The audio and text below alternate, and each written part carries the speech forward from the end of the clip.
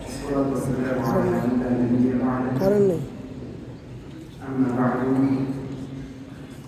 فقد قال تعالى: إن الله لا يغير ما بقوم حتى يغيروا ما بأنفسهم.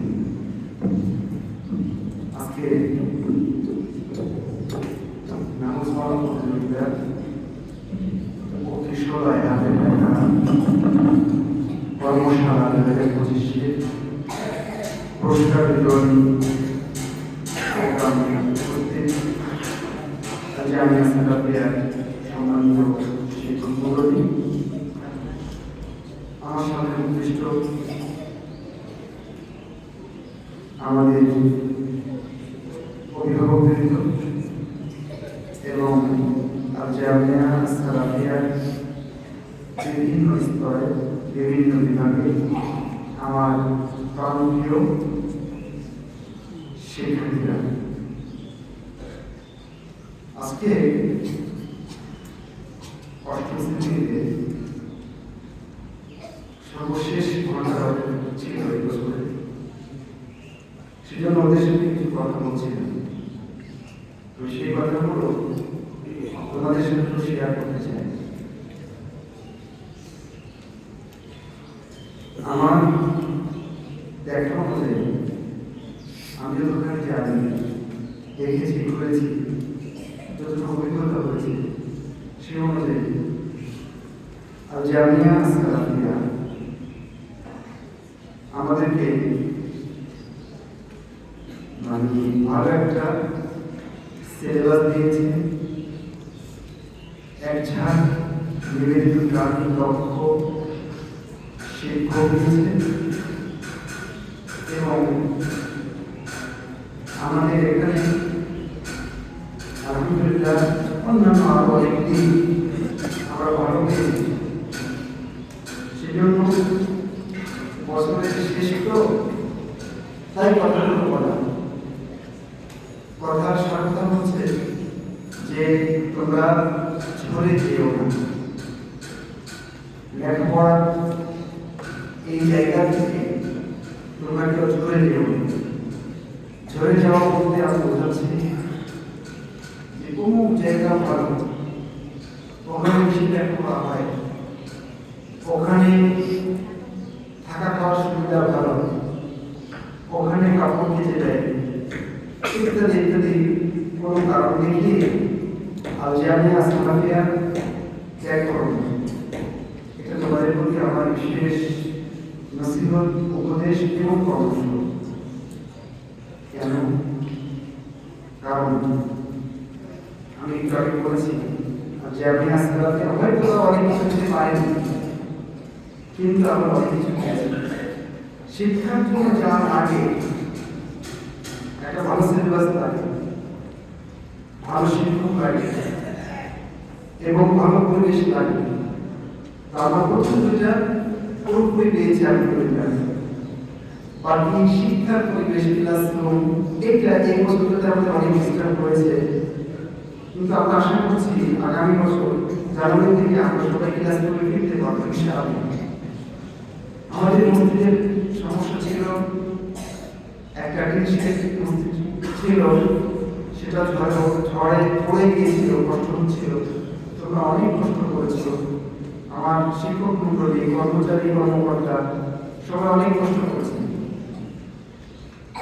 কখনো বৃষ্টির পানি পড়েছে, কখনো রোদে তাপ পড়েছে, কখনো কুয়াশার শীতের কুয়াশার পানিও পড়েছে। এই শীতেও মহানগর আমরা সফর করেছিলাম, একটা সুন্দর ব্যবস্থা করে দিয়েছি।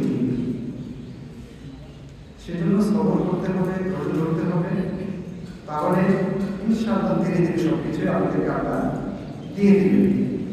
আমি প্রত্যেকটা শিক্ষক, কর্মচারী, ছাত্র সবাইকে বলবো যে আমরা যেন ওখানে ভালো এই রোগে কেউ না রোগী, বিশেষ করে ছাত্রদেরকে বলবো। আমি এখানে যখন আমার কয়েক বছর আগে রিজাল্টের কাছে ছিল, সেই সময় আমার 40,000 টাকা অন্যান্য সুযোগ সুবিধা সহ অফার ছিল শুধু না, বরং আমাদের এখানে লেগেই ছিলেন তারা এবং এখনো লেগে আছেন। আমি কিন্তু শুধু বেতন দাবত দেখে বা অন্যান্য সুযোগ সুবিধা দেখে আমি চলে যাওয়ার বান্দা নই। তার মানে সবাইকে বলবো যে এখানে আলহামদুলিল্লাহ সব পরিবেশ আছে, বিশাল প্রশস্ত জায়গা আছে। আমি যদি ঢাকাতে শিক্ষকতা করতাম বাংলাদেশে, আমি এটা বিশ্বাস করি সেখান থেকে বের হলে আমার গোনা হওয়ার চান্স আছে। অগণিত বেপরোয়া নারীকে আমাকে দেখতে হবে ঢাকাতে না, কিন্তু এখানে আলহামদুলিল্লাহ গোনা হওয়ার পরিবেশটা হবে একেবারে কম। তো সব মিলিয়ে আমি মনে করি জামিয়া সালাফিয়া একটা ভালো পরিবেশ আমাদের সবার জন্য। সেজন্য সফর করে এখানে থাকতে হলে আমাদের ছাত্র শিক্ষক সবারই সেবা করতে হবে। আমি ছাত্রদের জন্য এই প্রশ্নকে আরো একটা কথা বলে আমি সময় নিচ্ছি দুঃখিত সন্তানের কাছ থেকে। এই কথাগুলো আমি হয়তো অন্য সময় ভাবে সবাইকে পাবো না, এই প্রশ্ন ভিডিও বলে দিচ্ছি যে তোমাদের মন খারাপ হওয়ার জায়গায়, তোমাদের মন খারাপ হওয়ার জায়গায় একটা হতে পারে যে আমরা ক্লাসরুম পাইনি, সেটা আমি বললাম সেটা আগামী বছর আমরা ক্লাসরুম পাবো। তোমরা আরেকটা মন খারাপের জায়গা আমরা খবর পাচ্ছি যে দাওয়া হাদিস কেন 2 বছর হওয়া উচিত। তোমরা দাবি করেছো, আমরা চেষ্টা করেছি, সেটা হওয়ার পথে আমরা আশা করছি এটা ইনশাআল্লাহ 2 বছরে আমরা নিয়ে আসতে পারবো। তোমাদের আরেকটা দুর্বলতার জায়গা আমরা খবর পেয়েছি যে রাজশাহী শাখা মুআদালা হয়েছে, জামিয়া সালাফিয়ার এই শাখা আমাদের রাজশাহী মুআদালা হয়নি। এই প্রসঙ্গে আমি তোমাদেরকে একটি কথা বলি যে মুআদালা রাজশাহী হয়েছে বলেছি, কিন্তু আমরা আসলে কেউ এই মুআদালার বাইরে নই। আমরা জামিয়া সালাফিয়াতে যারা আছি এই শাখাতে বা দিনাজপুরে বা অন্য কোনো শাখাতে আমরা কেউ মুআদালার সুবিধার বাইরে নেই। সে কারণে আমরা যেখানে থাকি না কেন আমরা ইনশাআল্লাহ ওই লেভেলে গিয়ে ওই সার্টিফিকেটটা আমরা সবাই পাবো। শুধু আপাতত যেটা কষ্ট হচ্ছে তোমাদের সেটা হচ্ছে যে রাজশাহীতে কি পরীক্ষা দেওয়া লাগছে, এই কষ্টটুকু হচ্ছে। আরেকটা ঝামেলার জায়গা তোমাদের আছে, তোমরা বলছো যে আমাদের সিলেবাসটা এক হওয়া দরকার, প্রশ্নের ধরন এক হওয়া দরকার। এটা নিয়ে আমরা কাজ করছি এবং আশা করছি আমরা আগামী বছর থেকে কমপক্ষে সিলেবাসটা এই পরীক্ষা থেকে আমরা সিলেবাসটা পেয়ে যাবো ইনশাআল্লাহ, যেখানে আমাদের একই সিলেবাসে তারা আমরা পরীক্ষা দিই। বাকি প্রশ্নের প্যাটার্নটা এটা ইনশাআল্লাহ আগামী বছর থেকে একই রকম হয়ে যাবে। আমরা একই নমুনার প্রশ্নে আমরা ইনশাআল্লাহ সবাই পরীক্ষা দিতে পারবো। বাকি একটা জিনিস থাকতে পারে, সেটা হলো রাজশাহী থেকে আমাদের পরীক্ষা দেওয়া লাগতে পারে পরবর্তী সিদ্ধান্ত না হওয়া পর্যন্ত। তো এটা আসলে একটু তোমাদের জন্য কঠিন হলেও এটা আপাতত মেনে নাও, কারণ আমরা তো বোর্ড পরীক্ষা দেওয়ার জন্য অনেক সময় আমাদের বিভিন্ন জায়গায় যাওয়া লাগে, তাই না? অনার্স পরীক্ষা দেওয়ার জন্য আমাদের বিভিন্ন জায়গায় যাওয়া লাগে। যদি আমাদের রাজশাহীতে যাওয়া লাগে পরীক্ষা দেওয়ার জন্য, আশা করছি এটাকে তোমরা ভালোভাবে গ্রহণ করবে, আমরা একই সার্টিফিকেট পাবো। সেজন্য কেউ হীনমন্যতায় ভুগো না যে আমরা সার্টিফিকেট ওইটার মজাটা হয়েছে আমরা এর বাইরে। এই জন্য তোমাদের প্রতিষ্ঠান ছাড়তে হবে, কোথাও চলে যেতে হবে, এটা আমি মনে করছি। এবং তোমরা সেটা মনে করবে না, এটা আমার একান্ত দাবি। আমি তোমাদেরকে অনেক ভালোবাসি, সেই ভালোবাসার দাবি থেকে তোমাদের কাছে এই কথাটা বলতেই পারি। তারপরে এই প্রসঙ্গে আরেকটা কথা বলি, এখন মধ্যপ্রাচ্যে বা মালয়েশিয়াতে বা এরকম আরো করোনায় এরকম বিভিন্ন দেশে লেখাপড়া করার জন্য মুআদালা জরুরি নয়। মনে রাখবা, মুআদালাটা শুধুমাত্র মদিনার সাথে হয়, আর বাকি অন্যান্য ইউনিভার্সিটি মুআদালা ছাড়াই মানুষ যায়, এমনকি মদিনাতে মুআদালা ছাড়াও যায়। সুতরাং মুআদালা হতেই হবে আমার জীবনে, এবং এই সার্টিফিকেট দিয়ে আমাকে বাইরে যেতে হবে, ব্যাপারটা এরকম মোটে মনে। তুমি আল্লাহর কাছে দোয়া করো, একনিষ্ঠভাবে লেখাপড়া করে যাও, ইনশাআল্লাহ আল্লাহ তোমাকে কবুল করবেন অবশ্যই ইনশাআল্লাহ। তোমাদের ওস্তাদ যে সামনে যে এখানে বসে আছেন, উনি কিন্তু এবার লেখাপড়া করতে চলে যাচ্ছেন। জানুয়ারিতে উনি চলে যাবেন, মানে সব কিছু কাজ ফাইনাল হয়ে আছে। উনি যাচ্ছেন, উনি কিন্তু মুআদারার মাধ্যমে যাচ্ছেন না। তাহলে এরকম সুযোগ আমাদেরও ইনশাআল্লাহ আসবে। সুতরাং শুধুমাত্র মুআদারা কেন্দ্রিক চিন্তা ভাবনা আমাদের বাদ দিতে হবে। তোমাদের অনেক আবেদনের সুযোগ আছে, আবেদন করবে। মুআদারার বাইরেও ইনশাআল্লাহ তোমরা দেশের বাইরে লেখাপড়া করতে যেতে পারবে। তারপরে কথাটা হচ্ছে, লেখাপড়া কি শুধু মধ্যপ্রাচ্যে আছে? বাংলাদেশে লেখাপড়া করে কেউ কি আলেম হয় না? এটা মাথায় রাখবা যে বাংলাদেশে লেখাপড়া করেও ভালো জবরদস্ত আলেম হওয়া যায়। এর নমুনা আমাদের জায়গায় সালামে গেছে।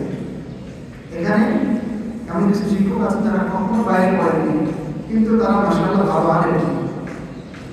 আমি ভালো আলেম এবং ভালো বক্তার ক্ষেত্রে পার্থক্য করে দিচ্ছি। ভালো বক্তা আমার কাছে মনে হয় যে দেরি না থাকে, ভালো আলেম এখানে আছে যাদের অনেকেই বাইরে লেখাপড়া করেন। সুতরাং আমাদের এই চিন্তা থেকে বেরিয়ে আসতে হবে যে আমাদের বাইরে যাওয়াই লাগবে, না হলে হবে না, মুআদারা হওয়াই লাগবে, না হলে হবে না। আর সে ব্যবস্থা এখানে আছে, আল্লাহ তাকদীরে রাখলে ওগুলো তোমাদের জন্য হয়ে যাবে ইনশাআল্লাহ। সর্বশেষ কথা হচ্ছে জামিয়া সালাফিয়ার যে সিলেবাস, আমি নিজে এই সিলেবাসের সাথে আছি জড়িত। আমি জানি যে এই সিলেবাস যদি কেউ শুরু থেকে শেষ পর্যন্ত পড়ে, তাহলে সে একজন মোটামুটি ভালো আলেম হয়ে বেরোতে পারবে। এটা আমার দৃঢ় বিশ্বাস।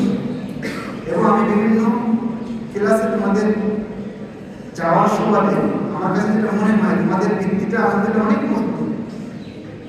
মাহাত দ্বিতীয় বর্ষ থেকে এবার আমি মোটামুটি বেশ কিছু ক্লাসে নিচের দিকে যাওয়ার সুযোগ হয়েছে, অষ্টম শ্রেণীর নবম। তাতে আমি দেখেছি আমাদের ছেলেদের স্কিল, এদের ভিত্তি মাশাআল্লাহ তাবারাকাল্লাহ অনেক ভালো। সব বিষয়ে, শুধু আরবি নয়, বাংলা, ইংরেজি, গণিত, সব বিষয়ে। সুতরাং এই ভিত্তির উপরে তোমরা যদি মন দিয়ে পড়তে থাকো, ইনশাআল্লাহ জামিয়া সালাফিয়া থেকে আমরা ভালো আলেম হয়ে বের করতে পারবো ইনশাআল্লাহ। সাথে জামিয়া সালাফিয়াতে লেখাপড়া করলে আরেকটা জিনিস হবে, সেটা হলো এর পাশাপাশি সার্টিফিকেট হবে, মানে বোর্ডের সার্টিফিকেট। তোমরা বিসিএস ক্যাডার হওয়ার জন্য চেষ্টা করতে পারবে। আমাদের এখানকার ছাত্র রাজশাহী ইউনিভার্সিটিতে এখন পড়ালেখা করছেন, থার্ড ইয়ারে, ফোর্থ ইয়ারে আছে। আমাদের এখানকার ছাত্র ইবি ইসলামিক বিশ্ববিদ্যালয় কুষ্টিয়াতে এখন লেখাপড়া করছে, এরকম আছে। আমাদের এখানকার ছাত্র এমনকি ঢাকা ইউনিভার্সিটিতে আছে, এরকম আছে। এবং আমি তোমাদেরকে বলি যে তোমাদের পিএইচডি করতে হবে, এবং সেই সুযোগ আছে। সুতরাং আমি মনে করি জামিয়া সালাফিয়া অত্যন্ত উর্বর একটা জায়গা। সুতরাং এখান থেকে আমরা কেউ শিক্ষক, কর্মচারী, আমার প্রাণপ্রিয় ছাত্রকে আমরা না চলে যাই, এই নিয়াত করতে হবে। ঠিক আছে?